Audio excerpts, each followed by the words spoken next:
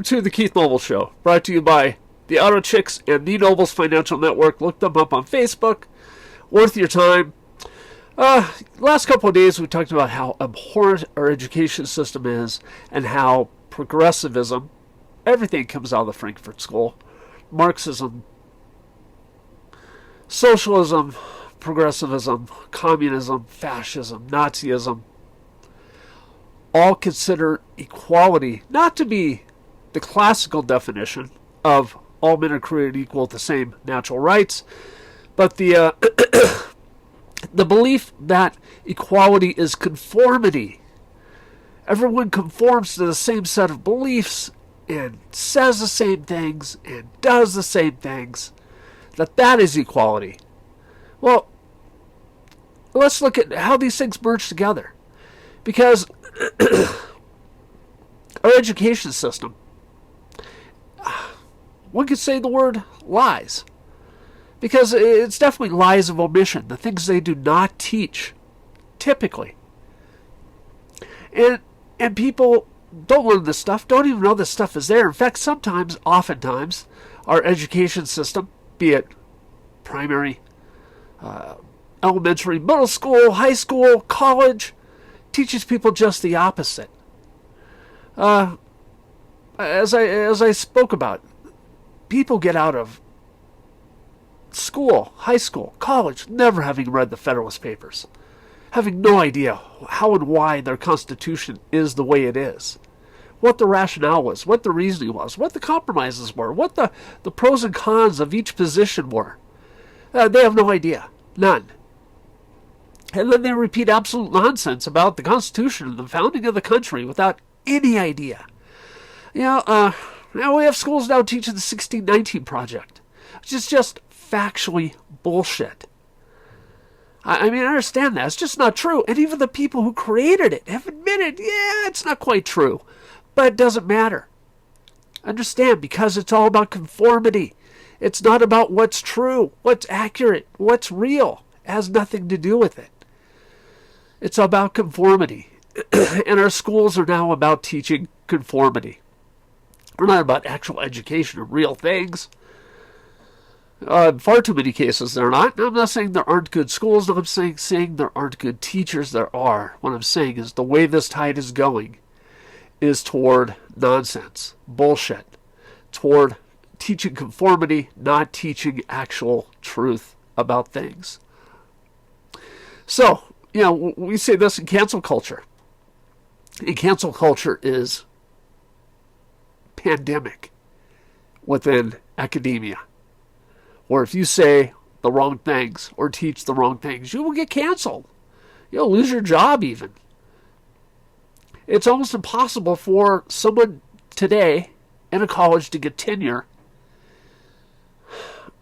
who doesn't toe the progressive line. You can't say, hey, here's what the Federalist Papers actually said. Hey, here's what actually happened in Jamestown in 1622. You can't say any of that and expect to get tenure now. And so it's this self-licking lollipop. It's a system where the only people who get to remain in academia are those who will repeat the same lies. And people wonder why those college degrees they get are worthless.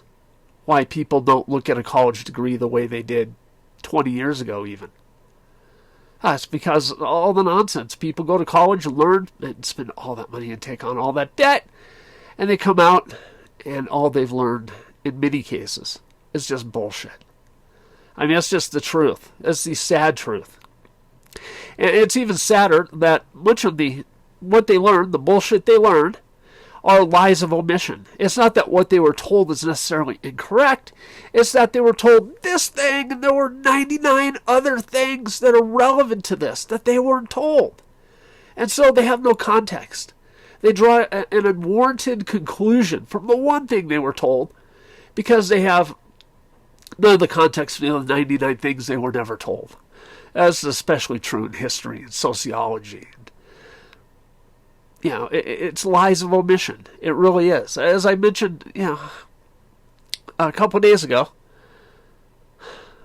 and yesterday, The people are not taught things like rehypothecation, collateralization. They are taught how economics works. And again, if you agree with how it works now or not, or want to see a change or not, is a separate question. People are getting lies of omission on how this stuff works. And they're getting straw man arguments that they're believing are genuine, true, accurate. They're not. And then, of course, they burn down that straw man argument and they put forward their solution. We have a country where half the people are born in this country now are people running around with their solutions to problems they can't even begin to explain. They can't explain the problem. They don't know what the problem is. They don't understand how wealth transfers occur, that primarily they're a function of monetary policy. They don't get that. But they've got solutions to things, to problems they don't even understand. And you understand how insane that is, how vain that is, how self-righteous and arrogant that is to proclaim a solution to a problem you don't even understand. And you don't understand it because, by and large, you're so mal-educated in public schools and in colleges that what they taught you was enough to make you conform and not enough for you to actually make a decision on where we should go from here and how the world really works. This is a bad spot for us to be in. But at the end of the day, this is why we're at each other's throats. This is it. This is why. And it's not an accident. And I'll tell you why. Because if you look at all the information out there, if you look at all the history, all the economic information, if you understand how monetary policy works, you understand how fiscal policy works. If you read the Federalist Papers, you understand the intent of the Constitution and the intent of each portion of the Constitution. And you look at how government runs now and how far off it is from what it was intended to be and why that is creating inequity and inequality. And that the more people try to stray from it to address inequity and inequality, the more inequity and inequality they create because of the unintended consequences that they have not thought through anything they're proposing because they don't understand how it works now. They have these lies, myths, and half-truths that they believe and they regurgitate on social media and repeat among themselves in their echo chamber, and none of it's real or true. And even if it's what they're saying is factually true, it's not real and true because of the other 99 things they're omitting. Yet, there's just so much arrogance here about it. I mean, the arrogance combined with ignorance is just lethal. Makes it impossible to actually solve a problem. Of course, there's people in this country who profit greatly from us being at each other's throats and profit greatly from our inability to solve these problems. Now, those people populate Washington, D.C. and Silicon Valley and university towns and these kinds of places. And they're doing quite well at your expense. And they're doing quite well at your expense because they keep you both ignorant and arrogant.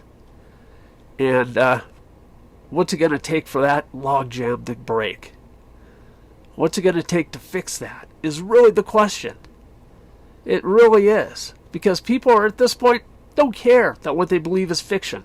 They don't care it's wrong. What they care about, from all appearances, is the emotional satisfaction they get from believing fiction. I'm guessing that's going to end. Reality will intervene. Reality always intervenes. So, thank you for tuning in today. Look at my book on Amazon, Our Dogs Did Not Bark, a politically incorrect dystopian tale. If you want to see where progressivism really goes, if it really gains power, that's give you a pretty good idea. So, thank you.